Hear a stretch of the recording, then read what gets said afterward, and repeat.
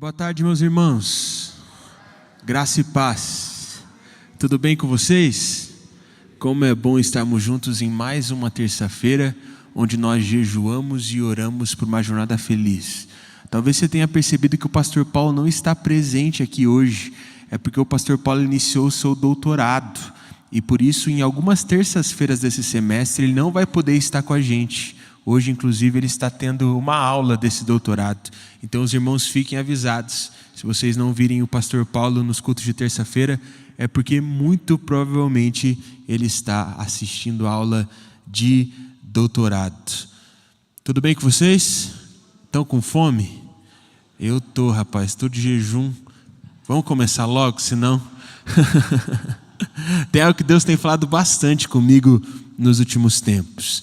E se tem algo que Deus tem compartilhado ao meu coração, é de que o que vivemos é simplesmente fruto das nossas escolhas e da forma como nós decidimos escolher. Há um tempo atrás eu estava ouvindo uma pregação de um pastor da Guatemala. Esse pastor ele faz um trabalho muito impactante lá naquela nação.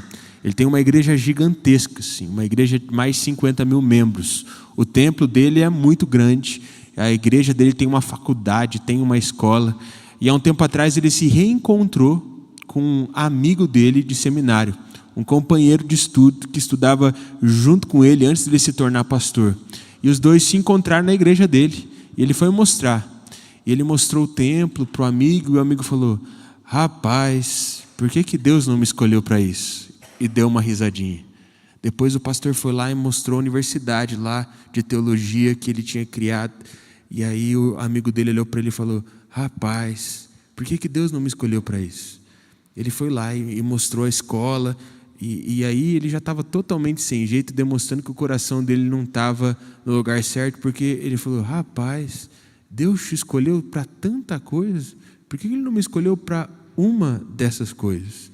E aí o pastor da Guatemala não sabia muito bem o que falar, não sabia muito bem o que dizer, até que ele sentiu no coração de fazer uma pergunta. Ele disse assim: e você? Será que você tem escolhido a Deus?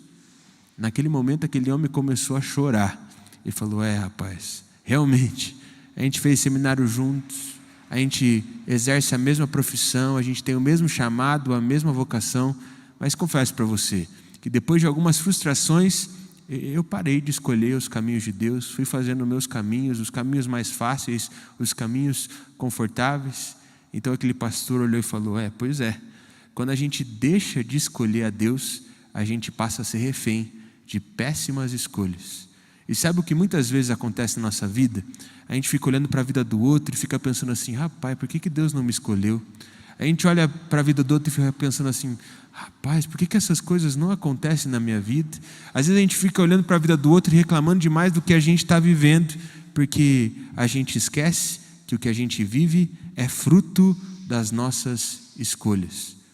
Somente quando nós escolhemos a Deus é que a gente encontra a vida. E é justamente sobre isso que eu quero conversar com você nessa tarde. Por isso, se você puder e quiser, abra sua Bíblia no Evangelho de Mateus, capítulo de número 22, nós vamos ler do versículo de número 1 ao versículo de número 14. Mateus, capítulo de número 22, nós vamos ler do verso de número 1 ao verso de número 14. Eu vou ler a palavra na tradução NVI. Eu espero que os irmãos consigam acompanhar essa leitura junto comigo. Mateus, capítulo de número 22, versículo de número 1 ao versículo de número 14. Onde a palavra do Senhor diz assim para nós: Jesus lhes falou novamente por parábolas, dizendo: o reino dos céus é como um rei que preparou um banquete de casamento para o seu filho. Enviou seus servos aos que tinham sido convidados para o banquete, dizendo-lhes que viessem, mas eles não quiseram vir. De novo enviou outros servos e disse: digam aos que foram convidados que preparei meu banquete. Meus bois e meus novilhos gordos foram abatidos e tudo está preparado. Venham para o banquete de casamento. Mas eles não lhe deram atenção e saíram, um para o seu campo, outro para os seus negócios. Os restantes, agarrando os servos, maltrataram-nos e o mataram. O rei ficou irado, enviando seu exército, destruiu aqueles assassinos e queimou a cidade deles. Então disse a seus servos: o banquete de casamento está pronto, mas os meus convidados não eram dignos. Vão às esquinas e convidem para o banquete todos os que encontrarem. Então os servos saíram para as ruas e reuniram todas as pessoas que puderam encontrar, gente boa e gente má. E a sala do banquete de casamento ficou cheia de convidados. Mas quando o rei entrou para ver os convidados, notou ali um homem que não estava usando veste nupcial. Ele perguntou: amigo, como você entrou aqui sem veste nupcial? O homem emudeceu. Então o rei disse aos que serviam: amarrem-lhe as mãos e os pés e lancem-no para fora, nas trevas. Ali haverá choro e ranger de dentes, pois muitos são chamados, mas poucos são escolhidos. Há um tempo atrás, Deus falou muito comigo através dessa passagem, de forma muito específica, através do versículo de número 14. Eu confesso para você que eu tenho lido muito esse texto nos últimos tempos. Eu realmente acredito que a partir dessa passagem, o Senhor Jesus ele nos ensina que o reino de Deus é sobre escolher desfrutar do que o Senhor preparou para nós. E essa escolha ela parte pela nossa decisão de viver como agrada o coração do Pai e não como agrada o nosso coração. O que eu tenho notado estudando essa passagem é que apenas quando nós escolhemos colocar a nossa atenção em Deus é que a gente não se perde em nós mesmos.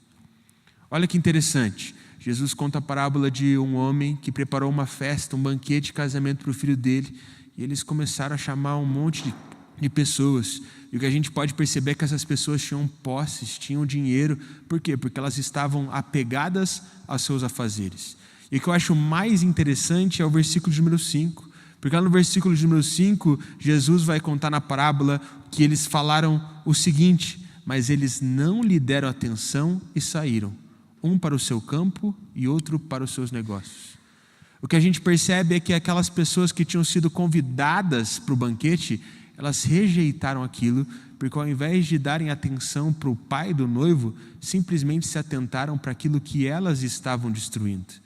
E o final a gente já sabe, eles acabaram trilhando um caminho de destruição, porque o que a palavra diz é de que todo aquele vilarejo, todo lugar onde eles moravam foi destruído.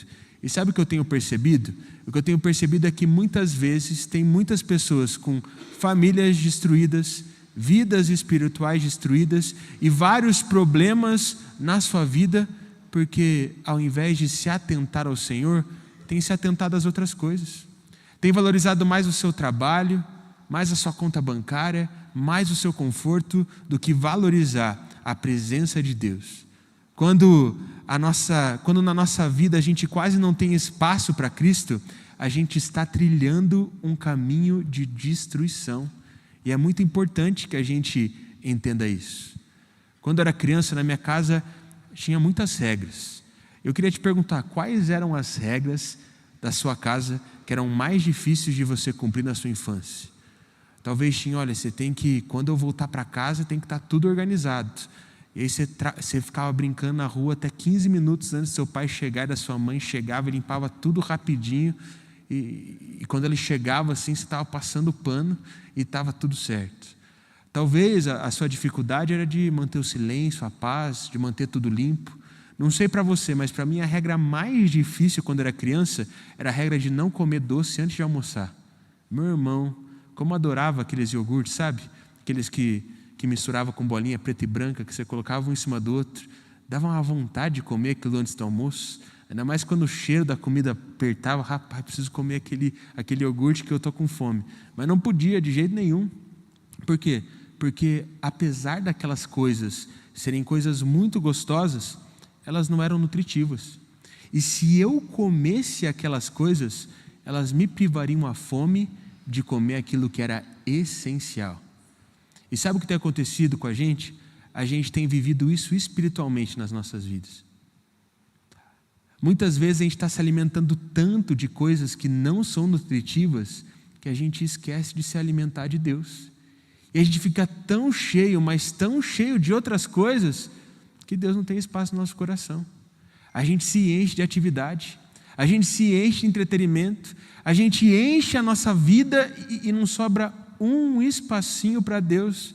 O que acontece? a gente acaba trilhando um caminho de destruição. Mas sabe o que é interessante? O interessante é que quem conhece a Cristo sempre tem mais fome por Ele. Quem conhece a Jesus, quem desfruta do banquete de Jesus, não fica saciado plenamente, porque quer sempre ter mais. E é justamente esse sentimento de querer mais de Deus que torna a vida de uma pessoa que está desfrutando do essencial uma vida plena. Quando nós escolhemos não fazer e não viver coisas que são gostosas, mas que não são nutritivas, nós escolhemos viver o reino de Deus. Quando nós decidimos priorizar o Senhor e colocar as outras coisas no seu devido lugar, a gente começa a viver a verdadeira vida. Não porque aconteceu do nada, mas porque nós escolhemos coordenar a nossa vida a partir daquilo que Deus diz, a partir daquilo que Deus quer. O crente que decide estar atento a Cristo, o crente que decide ter os seus olhos fixos em Cristo, o crente que decide olhar para o Senhor em primeiro lugar, não fica vivendo por aquilo que não tem, mas por aquilo que o Pai já preparou. E meu irmão, que coisa boa que é viver desse jeito. Você já viu aquela pessoa extremamente ansiosa que fica correndo atrás de resultado, está sempre resolvendo problema, sempre quer mais, já tem muito, mas quer mais. Parece que a pessoa vai se perdendo. Mas aquele que se contenta com o banquete do Pai, sabe exatamente o que tem que fazer, vive em paz, porque percebe a ação do Senhor na sua vida. Há um tempo atrás eu estava ouvindo uma pregação de uma pastora, que ela também era professora de educação infantil. Ela disse que na escola dela tinha 2 crianças, uma era crente e a outra ainda não conhecia o amor de Jesus. E essa que ainda não conhecia o amor de Jesus ganhou um brinquedo, assim, era um robô com algumas armas, era um brinquedo maravilhoso, assim, muito bonito. E aí o aluno que era cristão, ele ficava olhando para aquele brinquedo e falava: rapaz, eu quero ter um desses. Naquele dia, quando ele viu pela primeira vez aquele brinquedo, quando o pai chegou na escola e falou: pai, eu quero comprar aquele brinquedo ali, eu quero que você me dê aquele brinquedo de presente. E aí o pai olhou para o robô meio estranho, com arma na mão, com umas coisas, e falou assim: não, aquele brinquedo eu não vou te dar, você é crente e esse brinquedo é do diabo, não vou te dar de jeito nenhum. O menino ficou decepcionado, mas entendeu, já que é do diabo não é coisa boa, né? Vou voltar para casa e vou ficar bem tranquilo. No outro dia, os dois estavam brincando, e o menino cristão estava brincando ali com os brinquedinhos dele, mas ele olhava para o robô e falava: rapaz, como eu queria ter esse robô. Ele é tão bonito, ele é tão charmoso, ele é tão forte. E passava os dias, e ao invés de brincar com seus brinquedos, ele ficava desejando o brinquedo do outro menino. Até que o menino que não era crente percebeu que o menino crente estava encarando o brinquedo dele. Ele falou: olha, você quer brincar? Ele falou: não, eu não quero brincar disso aí não, porque isso aí é do diabo. E aí o menino que não era crente falou: que mané do diabo? Esse presente é meu, foi meu pai que me deu, foi ele que pagou, não é do diabo não. E aí quando a professora ouviu o menino não crente falando aquilo, ela percebeu algo no coração dela, de que o pai, falando que era algo do diabo, ao invés de explicar o porquê ele não poderia ter aquilo, ele gerou algo muito ruim no coração do filho que era crente. Ele gerou assim: olha, não posso ter uma coisa que é muito boa só porque essa coisa não é de Deus. Sendo que na verdade o que o pai tinha que explicar para o filho é de que as coisas de Deus também são boas e de que elas são melhores do que as coisas que não são de Deus. E sabe por que tem muita gente não escolhendo a Deus? Porque tem muita gente que ainda não entendeu essa lógica. Não estou falando que você está querendo brincar com o robô do seu amiguinho, porque provavelmente seu amiguinho não tem um robô. Talvez tenha outras coisas, um carro que você queira, uma casa que você deseje. Mas a nossa vida não pode ser pautada por aquilo que nós achamos que é melhor. Porque quando nós escolhemos do jeito de Deus, a gente não escolhe a Deus porque a gente é obrigado. A gente escolhe a Deus porque a gente encontrou em Deus um prazer melhor.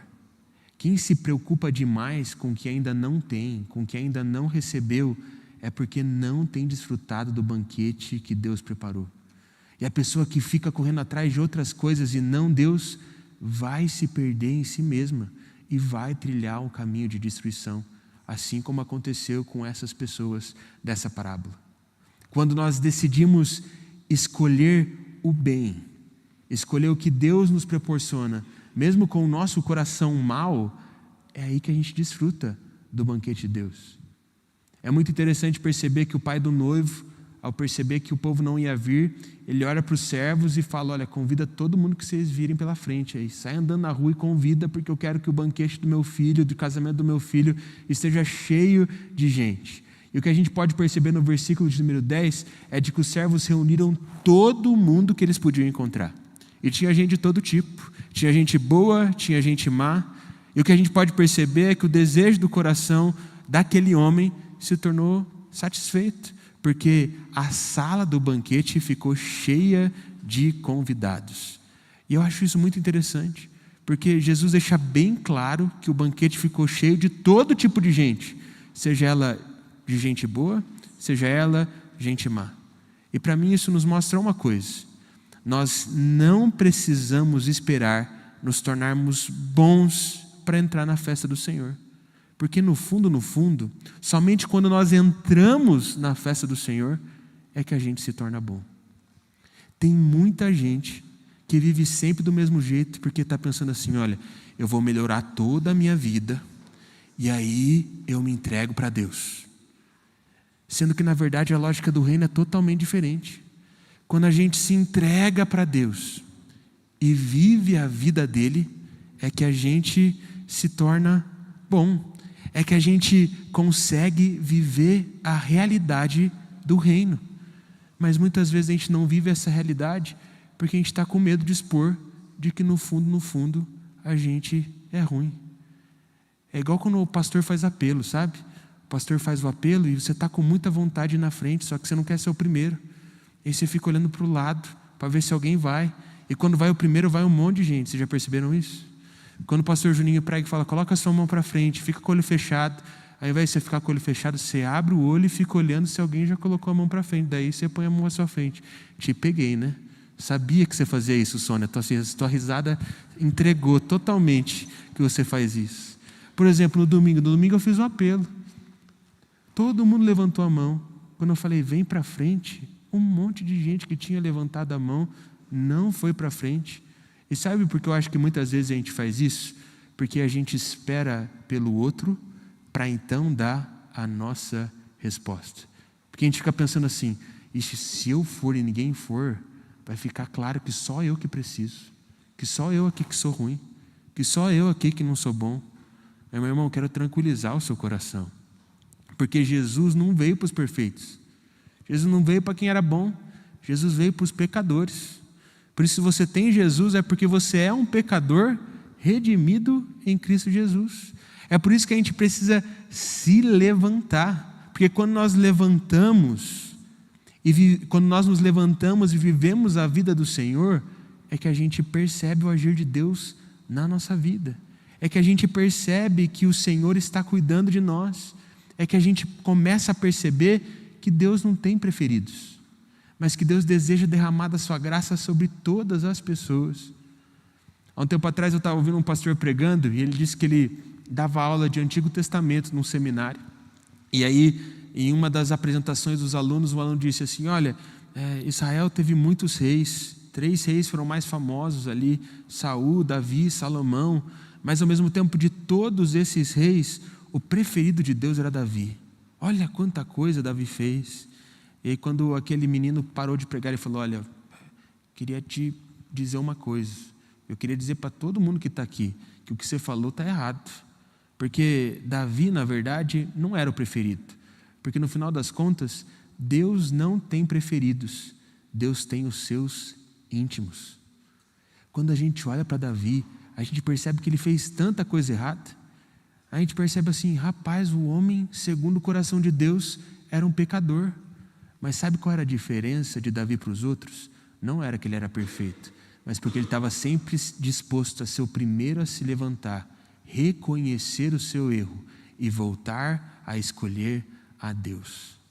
O que nos faz bons, meus irmãos, não é a nossa perfeição. O que nos faz bons é pagar o preço da intimidade para que o Senhor nos torne bons nele. Ano passado eu tive a oportunidade de ir para Portugal. Irmão, não sei se você sabe, mas é caro demais viajar. É bem caro. Eu lembro que eu paguei a passagem lá, paguei pela fé. Como assim, pastor? Parcelei no cartão em várias vezes. Vocês pagam as coisas pela fé também assim? Parcelei em várias vezes. Mas mesmo assim, tinha que comer lá, né? Por isso, uns 4 meses antes, eu comecei a juntar meu dinheirinho. Fui juntando meu dinheiro, e ao todo eu consegui juntar 150 euros. Então eu ia passar lá 5 dias, e eu tinha 150 euros para comer. E meu irmão come bastante, é um desafio. Aí foi pela fé mesmo. E lembro que quando eu cheguei na alfândega, a mulher fez várias perguntas. Ela viu minha cara de pobre, né? E ela me perguntou um monte de coisa, assim. Ela perguntou onde eu ia ficar, o que eu ia fazer, de onde eu era. E eu fui respondendo as perguntas dela. Até que ela perguntou assim, e quanto de dinheiro você trouxe? Daí eu falei, todo orgulhoso, né, Sônia? Fiquei com um tempão, juntei 150 euros. Achando que ela falou, rapaz, o menino é milionário, né? Tá vindo do Brasil. Só que quando eu falei 150 euros, sabe o que ela disse? Ela falou, só? Fiquei destruído, meu irmão. Quase que eu derreti ali naquele lugar. Falei, não, tem o cartão de crédito também, tem o limite dela. Então tá bom, porque se fosse só isso, eu não ia deixar você entrar, não. No final deu tudo certo, a gente jejua, Jesus abençoa, fiquei firme e forte lá e deu tudo tranquilo. Mas eu fiquei mal, rapaz, porque aquela mulher menosprezou demais, porque eu demorei tantos meses para juntar. E aí sabe o que eu percebi naquele dia? Eu percebi naquele dia que nós só menosprezamos as coisas quando não foi a gente que pagou o preço. A gente só menospreza quando não foi a gente que se sacrificou, quando não foi a gente que deu o nosso máximo, quando não foi a gente que percebeu o quanto de trabalho deu para alcançar aquilo, o quanto de trabalho deu para viver aquilo. E sabe o que acontece? Tem muita gente que olha para essa vida com Deus, de escolher a vontade de Deus em primeiro lugar, de amar Deus acima de todas as coisas, e pensa assim, será que compensa? Será que vale a pena? E a verdade é que a gente só entende que vale a pena quando a gente decide pagar o preço pelo menos uma vez. E quando a gente decide pagar o preço pelo menos uma vez, a gente passa a ver o agir de Deus. E a gente começa a querer escolher a Deus, não pelas coisas que Ele faz, mas por quem Ele é. E a gente pode até ter fracassos, a gente pode até ter sofrimento, mas a gente quer mais de Deus, porque a gente percebe o quanto vale a pena escolher a Ele acima de todas as coisas. Mas a realidade é que só continua participando da festa quem escolhe se vestir de acordo com a vontade do Pai. Eu acho muito interessante, porque depois que a festa estava cheia, o que a gente pode perceber é que o pai do noivo havia visto uma pessoa que não estava com a roupa correta, estava sem a gravata. Por isso ele falou assim, rapaz, como que você está aqui nessa festa? Você não veio com a veste nupcial? Ele falou, não, me chamaram, eu vim. Falei, não vai dar certo. Chamou então os seguranças pegaram lá, amarraram, e aquele menino foi para fora da festa, porque ele estava mal vestido. E é muito interessante perceber como que Jesus encerra essa parábola. Porque Jesus, ele fala de um jeito assim, forte, poderoso. E eu li esse texto nessas 2 semanas, e isso é forte para o nosso coração. Porque Jesus diz, no versículo de número 14, pois muitos são chamados, mas poucos são escolhidos. E sabe qual é a verdade? A verdade é que tem muita gente que entra na festa. Tem muita gente que aceita Jesus. Tem muita gente que vai na igreja, tem muita gente que faz as coisas de Deus, mas poucos são aqueles que decidem se vestir de Jesus, de fazer a vontade do Pai como Jesus fazia, de ter intimidade com Deus como Jesus tinha, de amar o próximo como a si mesmo como Jesus fazia. E se a gente não se veste da roupa que o Senhor deseja, a gente pode até estar dentro da festa dele, mas a gente não vai desfrutar do poder de Deus. Quem não é testemunha de Cristo, não testemunha do que Cristo pode fornecer. Há um bom tempo atrás, um amigo meu que fazia muito tempo que não vinha na igreja, ele veio no culto. Eu fiquei feliz da vida. A gente marcou um café durante a semana, falou, vamos conversar, vamos. E ele começou a contar como estava a vida dele, que ele estava desviado, que precisava de ajuda. Mas ao mesmo tempo ele parou de falar um pouco dele, começou a falar de outra pessoa. Ele começou a falar para mim, Juninho, e o fulano, né? Rapaz, olha o que está acontecendo, o rapaz está voando, né? Está indo em todas as festas, fazendo várias coisas. Ele está longe de Deus também, né? Só que aquele menino não sabia de que, na verdade, aquele menino que ele estava falando estava vindo na igreja. Ele revelou o pecado do irmão justo para o pastor, meu irmão. Que irmão linguarudo, né? Eu comecei a pensar naquilo, rapaz, esse menino está vindo na igreja e fazendo todas essas coisas. Eu comecei a perceber o porquê estava sendo difícil se relacionar com ele.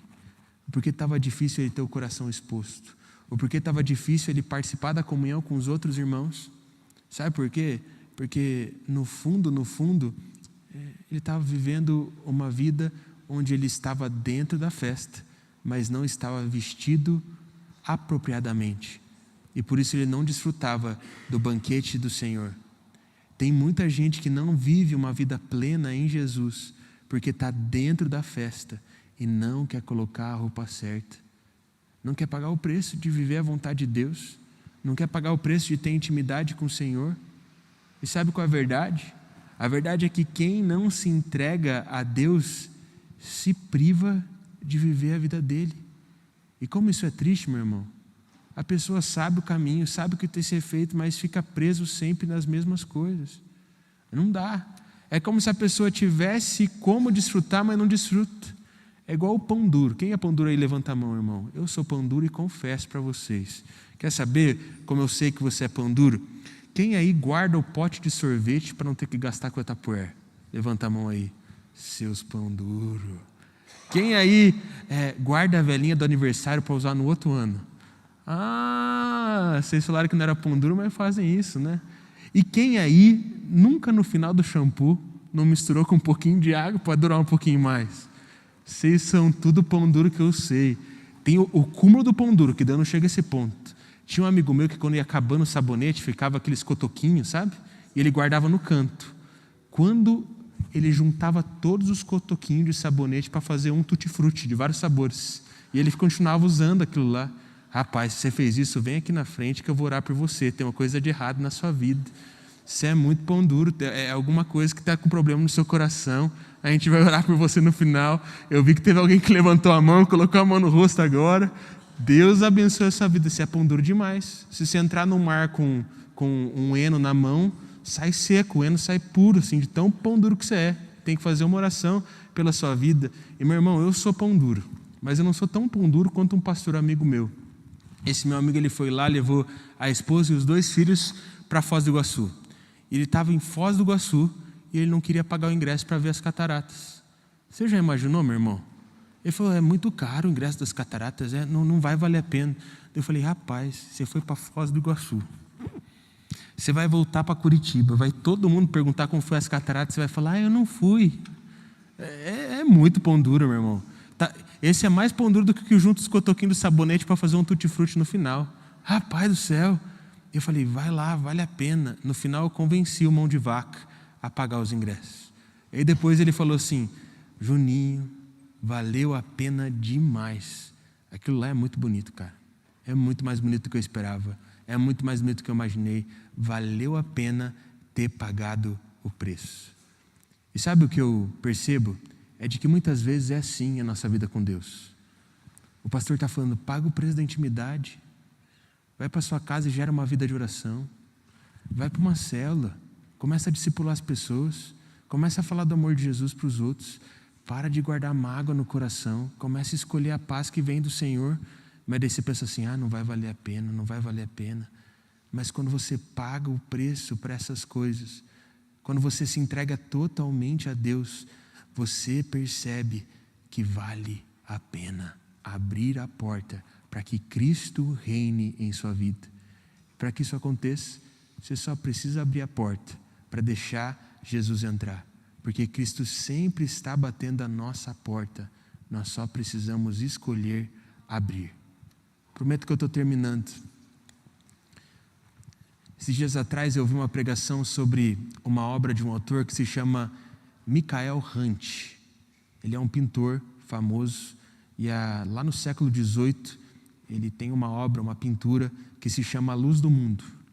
E nessa pintura Jesus ele está batendo a porta assim. É uma pintura linda, muito bonita mesmo. Eu até pensei em trazer umas imagens, mas não deu tempo de prepará-las. E nessa pintura tem 2 coisas que chamam a atenção. O primeiro é que na porta que Jesus está batendo, está cheio de ervas daninhas. Então as pessoas perguntaram para ele, né?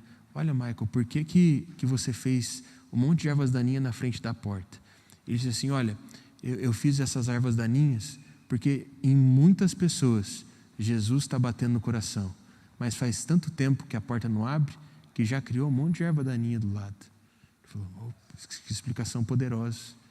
Só que o que mais chama atenção é de que apesar de ser uma pintura de um grande artista, aquela porta não tem uma fechadura. E aí todo mundo olha para a pintura e pensa assim, rapaz, o pintor esqueceu de fazer fechadura na porta. E uma vez perguntaram para ele, olha, você esqueceu de fazer fechadura? E ele disse, não, de jeito nenhum. Eu deixei sem fechadura de um jeito para que as pessoas pudessem entender que a única forma de Jesus entrar é quando quem está do lado de dentro abre a porta para que ele possa cear com ele. Assim como está escrito lá em Apocalipse. Eu pergunto para você, meu irmão, será que Jesus não está querendo entrar na sua porta? Será que Jesus não está querendo entrar na sua casa? Será que Jesus não está batendo na sua porta? Só que faz tanto tempo que você não abre que criou até erva daninha. Talvez a escolha que você deva fazer hoje não seja de mudar toda a sua vida. Talvez a escolha que você deva fazer hoje é simplesmente decidir participar do banquete de Deus. Não importa se você é ruim, inclusive se você é ruim, esse banquete é para você. Só importa uma coisa, se você está disposto a se vestir da vontade de Deus, você vai permanecer desfrutando do banquete dele. É isso que importa. Não importa o seu passado, não importa o seu presente, importa o seu desejo de se vestir daquilo que Deus preparou para você, para que você possa escolher o reino dos céus e não o seu reino.